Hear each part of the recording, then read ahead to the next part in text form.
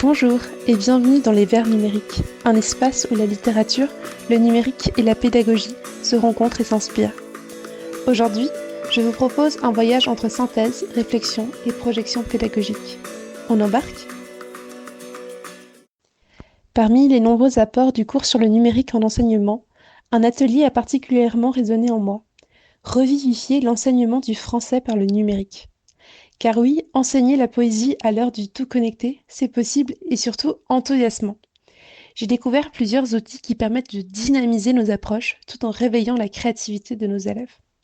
Alors, première idée, créer une carte mentale autour d'un poème pour faire émerger les réseaux lexicaux, grâce à des outils comme la Digital, Poplet ou encore Freeform. Une belle manière de visualiser le texte et de le faire parler autrement. Deuxième piste, transposer un poème en vidéo avec des applications simples et intuitives comme iMovie, Clips ou Stop Motion. Ici, le poème devient film, rythme, montage. Les mots prennent vie sous une autre forme. Troisième projet, réaliser un poème vidéo. L'élève est poète, réalisateur, narrateur. Le numérique permet d'unifier ces rôles dans un même espace de création. Quatrième coup de cœur, la cartographie littéraire. Grâce à des plateformes comme Géolipo, on écrit en marchant, on marche en écrivant, même virtuellement. On découvre la ville à travers les mots. Et enfin, dernière idée, écrire en réseau. Le mouvement collectif propose de publier ses plus beaux haïkus sur Mastodon, une communauté d'écriture poétique qui se construit à l'échelle nationale, voire plus.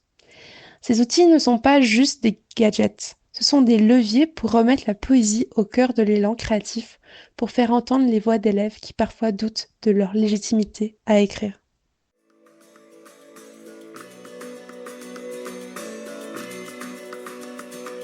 The absolute beginners came to Georgetown.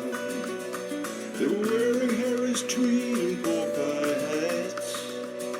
They'd slit your throat and throw you in the gutter. But it's all you can expect from men like that. The bus is bound for Niles, bound in powder. The ladies wear perfume to scar your nose. And the only way to reach them is to scare them. But that you know little, I suppose. It's a magical and mystical performance as you perambulate right down the road, with your pockets full of stardust and perfection, and Jesus on your side and in your soul. Mais le numérique, c'est bien plus qu'un support technique, c'est aussi un enjeu sociétal. Prenons l'objectif 33 du PER qui nous invite à exploiter les outils numériques pour échanger, collaborer, créer, tout en appréhendant leurs impacts sociaux, environnementaux et économiques. L'un des défis actuels, c'est d'enseigner aux élèves à être autonomes dans un monde numérique, sans pour autant les laisser seuls. L'enseignant devient alors un accompagnateur, un facilitateur. Le numérique, quand il est bien pensé, devient un outil pour soutenir la créativité, la coopération et surtout une pédagogie différenciée.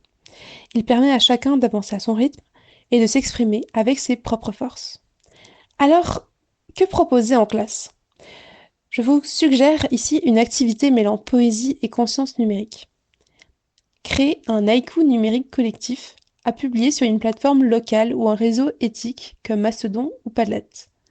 Chaque élève écrit un haïku sur un thème sociétal, comme le climat, les réseaux, la paix, etc. et choisit une image libre de droit, et enregistre sa voix en lecture.